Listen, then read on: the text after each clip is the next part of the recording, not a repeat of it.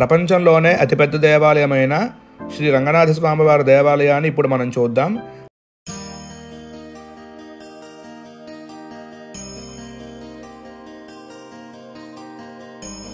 Hi friends, మనం శ్రీరంగం వెళ్ళాలనుకుంటే వైజాగ్ నుంచి 4 ట్రైన్లు ఉన్నాయి.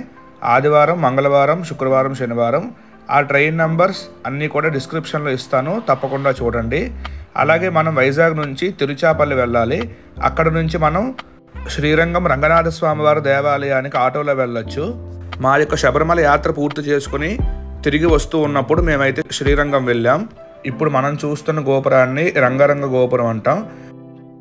రంగనాథ స్వామివారి దేవాలయాన్ని కావేరి నది ఒడ్డున 157 ఎకరాలలో 21 గోపురాలతో అయితే నిర్మించారు. ఇప్పుడు మనం చూస్తున్న మంటపాన్ని రంగవలస మండపం అంటాం. ఇక్కడ నుంచి కొంచెం మనం ముందుకు వెళ్తే స్వామివారిని అయితే మనం చూడొచ్చు.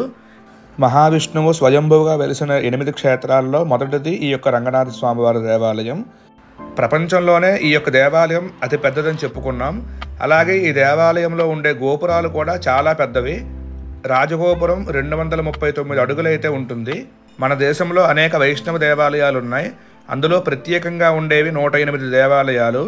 తమిళనాడులో చాలా ఎక్కువగా ఉంటాయి. ఆంధ్రప్రదేశ్లో ఉండేవి తిరుపతి, అహోబిలం. అలాగే ఈ 108 క్షేత్రాలను దివ్య దేశాలు, దివ్య తిరుపతులను కూడా పిలుస్తూ ఉంటారు. రంగనాథ స్వామివారిని ఇక్ష్వాకు వంశం వాళ్ళు ఎక్కువగా పూజించేవారు. రావణ సంహారం తర్వాత లంకా రాజ్యానికి విభీషణుడు రాజు అవుతారు. విభీషణుడు రాముడిని చూడాలని అయోధ్యకు వచ్చిన తర్వాత స్వామివారిని దర్శిస్తారు. అప్పుడు శ్రీరాముడు రంగనాథ స్వామివారిని విమాన గోపురాన్ని విభీషణుడికి ఇస్తారు. విభీషణుడు వాటిని తీసుకుని లంకా రాజ్యానికి బయలుదేరగా మార్గమధ్యంలో కావేరి నది ఒడ్డున ఆ విగ్రహాలను పెట్టి స్నానానికి వెళతారు. స్నానం చేసి తిరిగి వచ్చిన తర్వాత ఆ విగ్రహాలను మళ్ళీ తీసేసరికి ఆ విగ్రహాలు పైకి రాకుండా అక్కడి భూమిలోనే ఉండిపోతాయి. ఆ విగ్రహమే ఇప్పుడు మనం చూస్తున్న రంగనాథ స్వామివారు.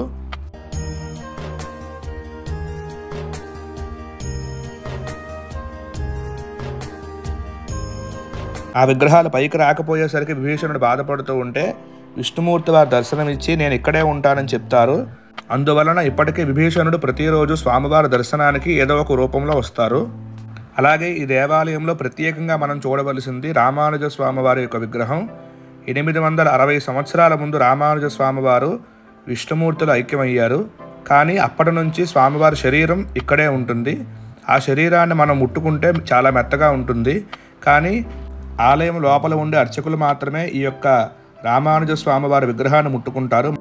అలాగే ఈ ఆలయంలో అతిపెద్ద గరుత్మంతుని యొక్క విగ్రహం కూడా ఉంటుంది. తమిళనాడులో మనం చూడాలనుకుంటే చాలా హిందూ దేవాలయాలు అయితే ఉన్నాయి. ఇప్పుడు మనం చూస్తున్న ఏనుగు స్వామివారి యొక్క సేవలకు ఉపయోగిస్తూ ఉంటారు. స్వామివారి ఊరేగింపుకి, స్వామివారి సేవలకు మాత్రమే ఈ యొక్క ఏనుగును ఉపయోగిస్తూ ఉంటారు.